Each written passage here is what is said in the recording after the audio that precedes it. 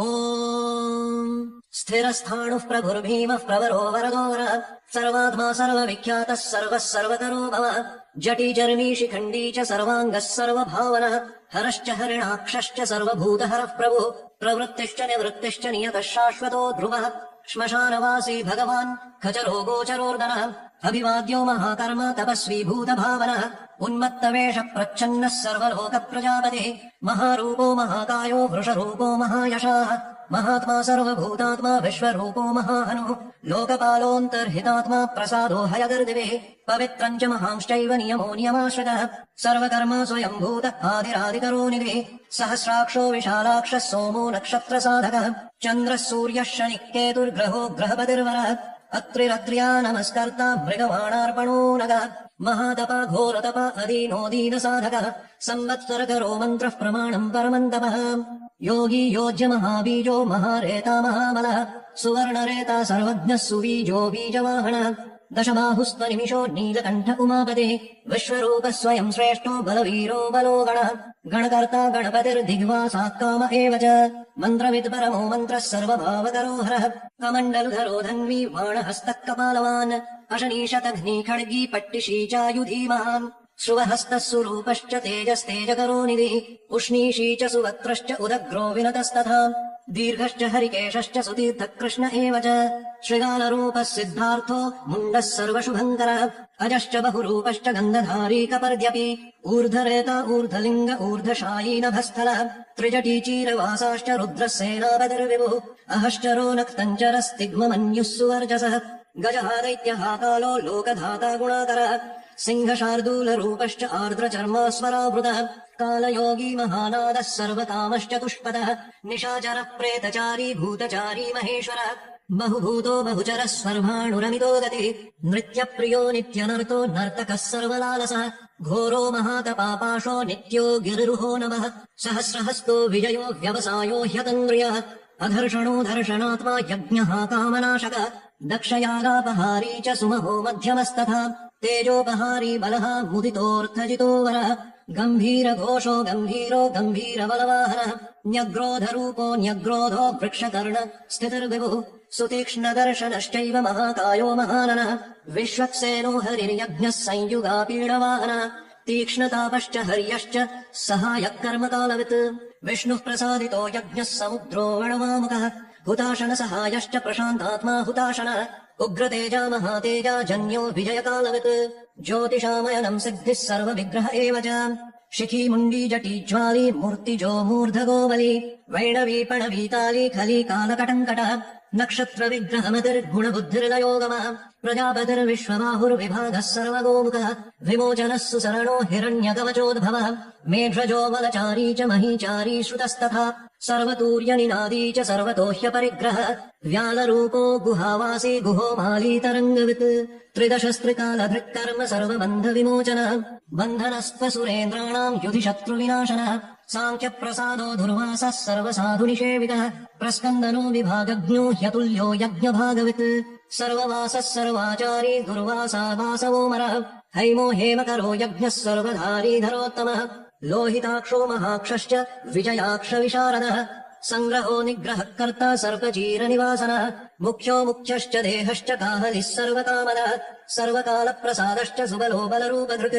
सर्वकामवरश्चैव सर्वदः सर्वतोमुखः आकाशनिर्विरूपश्च निपाती ह्यवशोखगः रौद्ररूपोऽशुरादित्यो बहुरश्मिः सुवर्चसी वसुवेगो महावेगो मनोवेगो निशाचरः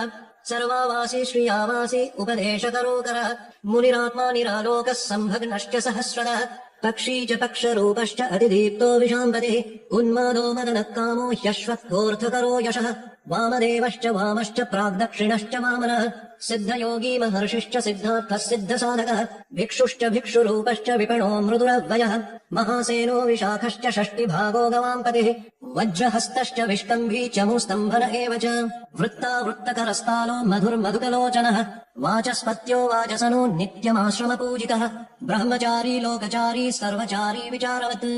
ईशान ईश्वरः कालो निशाचारी पिनाकवान् निमित्तस्थो निमित्तम् च नन्दिर्नन्दिकरो हरिः नन्दीश्वरश्च नन्दी च नन्दनो नन्दिवर्धनः भगहारी निहन्ता च कालो ब्रह्मा पितामहः चतुर्मुखो महालिङ्गश्चारुलिङ्गस्तथैव च लिङ्गाध्यक्षः सुराध्यक्षो योगाध्यक्षो युगावः बीजाध्यक्षो बीजकर्ता अध्यात्मानुगतो बलः इतिहासः सकल्पश्च गौतमोऽथ निशाकरः दम्भो ह्यदम्भ वैदम्भो वश्यो वशकरो कलिः लोककर्ता पशुपतिर्महाकर्ता ह्यनौषधः अक्षरम् परमम् ब्रह्म बलवच्छत्रु एव च नीतिर्ह्यनीति शुद्धात्मा शुद्ध्यो मान्यो गतागतः बहुप्रसाद सुस्वप्नो दर्पणोऽथत्वमित्रजित् वेदकारो मन्त्रकारो विद्वान् समरमर्दनः महामेघनिवासी च महाघोरो वशीकरः अग्निज्वालो महाज्वालो ह्यतिधूम्रो हुतो हविः वृषणः शङ्करो नित्यम् वर्चसी धूमकेतनः नीलस्तथाङ्गलुब्धश्च शोभनो निरवग्रहः स्वस्तिदः स्वस्ति भावश्च भागी भागकरो लघुः उत्सङ्गश्च महाङ्गश्च महागर्भपरायणः कृष्णवर्णः सुवर्णश्च इन्द्रियम् सर्वदेहिनाम् महापादो महाहस्तो महाकायो महायशाः महामूर्धा महामात्रो महानेत्रा महाबलः महान्तको महाकर्णो महोष्ठश्च महाहनुः महानासो महाकम्बुर्महाग्रीवश्मशानभाक् महावक्षा महोरस्को ह्यन्तरात्मा मृगालयः लम्बनो लम्बितोष्ठश्च महामायः पयोनिधिः महादन्तो महादंष्ट्रो महाजिह्वो महामुखः महानखो महारोमा महाकेशो महाजटः प्रसन्नश्च प्रसादश्च प्रत्ययो गिरिसाधनः स्नेहनो स्नेहनश्चैव अजितश्च महामुनिः वृक्षाकारो वृक्षकेतुरनलो वायुवाहनः गण्डली मेरुधामा च देवाधिपतिरेव च अथर्वशीर्षः सामास्य ऋक्सहस्रामिते क्षणः यजुःपादभुजो गुह्य प्रकाशो जङ्गमस्तथा अमोघार्थः प्रसादश्च अभिगम्यः सुदर्शनः उपकारः प्रियः सर्वः कणकः काञ्चनच्छविः नाभिर्नन्दिकरो भावः पुष्करस्थपति स्थिरः द्वादशस्त्रासनश्चाद्यो यज्ञो यज्ञसमाहितः नक्तम् कलिश्च कालश्च मकरः कालपूजितः सगणो गणकारश्च कूटवाहनसारथिः भस्माशयो भस्मगोप्ता भस्मभूतस्तरुर्गणः लोकपालस्तथा लोको महात्मा सर्वपूजितः शुक्लस्त्रिशुक्लः सम्पन्नः शुचिर्भूतनिषेवितः आश्रमस्थक्रियावस्थो विश्वकर्ममतिर्ज्वरः विशालशाखस्ताम्रोष्ठो ह्यम्बुजालः सुनिश्चलः कपिलः कणिशः शुक्ल आयुश्चैव परोपरः गन्धर्वो ह्यदितिस्तार्क्ष्य सुविज्ञेयः सुशारदः परश्वधायुधो देव अनुकारी सुबान्धवः तुम्बवीणो महाक्रोध ऊर्ध्वरेता जलेशयः उग्रो वंशकरो वंशो वंशनादो ह्यनिन्दितः सर्वाङ्गरूपो मायावी सुहृदो ह्यनिलो नलः बन्धनो बन्धकर्ता च सुबन्धनविमोचनः स यज्ञारि स कामारि महादंष्ट्रो महायुधः बहुधा निन्दितः शर्वः शङ्करः शङ्करोधनः अमरेषु महादेवो विश्वदेवः सुरारिः अहिर्बुध्न्यो निलाभश्च चेकितानो हविस्तथा अजैकपाच्च कापालि त्रिशङ्कुरजितः शिवः धन्वन्तरिर्धूमकेतुस्कन्दो वैश्रवणस्तथा धाता शक्राश्च विष्णुश्च मित्रस्त्वष्टा ध्रुवोधरः प्रभावः सर्वभूवायुर्अर्यमा सविता रविः उषङ्गुश्च विधाता च मान्धाता भूतभावनः बिभर्वर्ण विभावी च सर्वकामगुणावः पद्मनाभो महागर्भश्चन्द्रवक्त्रो निलोनलः बलवांश्चोपशान्तश्च पुराणः पुन्नचञ्चुरी कुरुकर्ता कुरुवासी कुरुभूतो गुणौषधः सर्वाशयो दर्भाचारी सर्वेषाम् प्राणिनाम् पतिः देवदेवः सुखासक्तः सदसत्सर्वरत्नवित् कैलासगिरिवासी च हिमवद्गिरिसंश्रयः कूलहारी कूलकर्ता बहुविद्यो बहुप्रदः वणिजो वर्धकी वृक्षो वकुलश्चन्दनश्चदः सारग्रीवो महाजत्रुरलोलश्च महौषधः सिद्धार्थकारी सिद्धार्थश्छन्दो व्याकरणोत्तरः सिंहनादः सिंहदंष्ट्रः सिंहदः सिंहवाहनः प्रभवात्मा जगत्कालस्थालो लोकहितस्तरो सारङ्गो नवचक्राङ्गः केतुमाली सभावनः भूतालयो भूतपतिरहोरात्रमनिन्दितः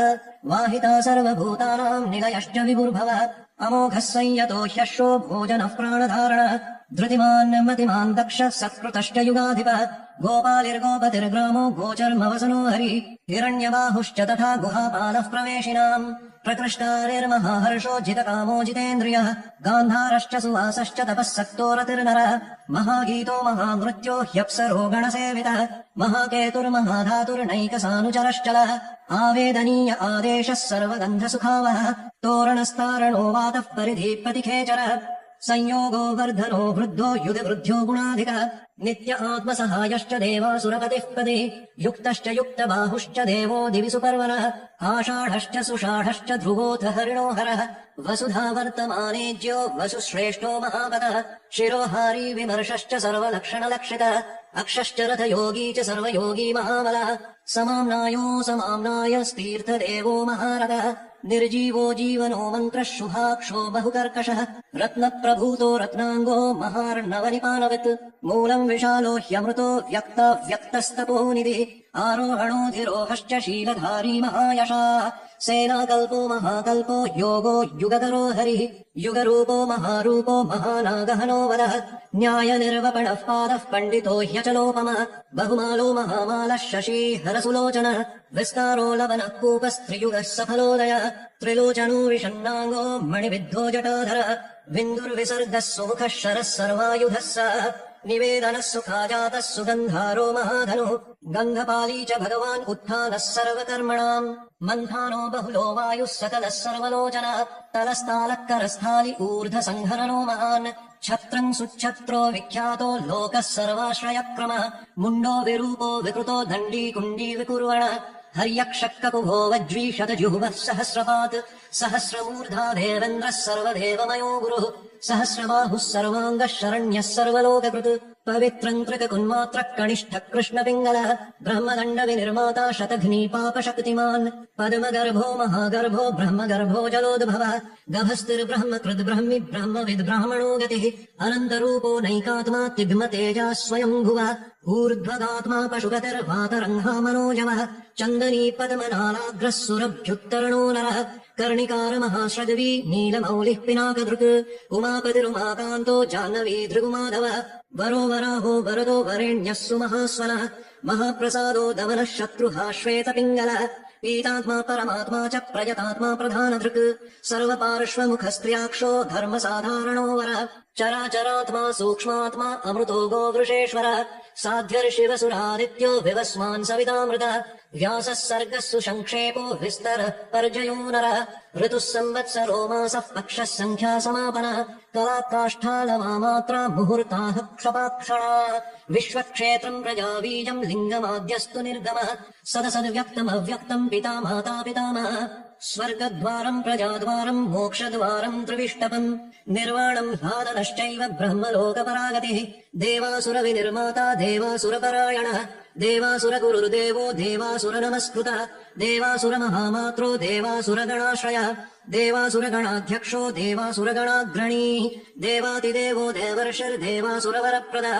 देवासुरेश्वरो विश्वो देवासुरमहेश्वरः सर्वदेवमयोचिन्त्यो देवतात्मात्मसम्भवः उद्भित्रिविक्रमो वैद्यो विरजो नीरजोमरः इज्यो हस्तीश्वरो व्याघ्रो देवसिंहो नरर्षभः विबुधोऽग्रवरः सूक्ष्मः सर्वदेवस्तपोमयः सुयुक्तः शोभनो वज्री प्रसानाम् प्रभवो वयः गुहः कान्तो निजस्वर्गः पवित्रम् सर्वपावनः शृङ्गी शृङ्गप्रियो बभ्रुर्राजराजो निरामयः अभिरामः सुरगणो विरामः सर्वसाधनः ललाटक्षो विश्वदेवो हरिणो ब्रह्मवर्चसः स्थावराणाम् पतिश्चैव नियमेन्द्रियवर्धनः सिद्धार्थः सिद्धभूतोऽर्थो चिन्त्यः सत्यव्रतः शुचिः व्रताधिपः परम् ब्रह्म भक्तानाम् परमागते विमुक्तो मुक्ततेजाश्च श्रीमान् श्रीवर्धनो जगत् व्रताधिपः परम् ब्रह्म भक्तानाम् परमागते विमुक्तो मुक्ततेजाश्च श्रीमान् श्रीवर्धनो जगत् ॐ श्रीशिवार्पणमस्तु।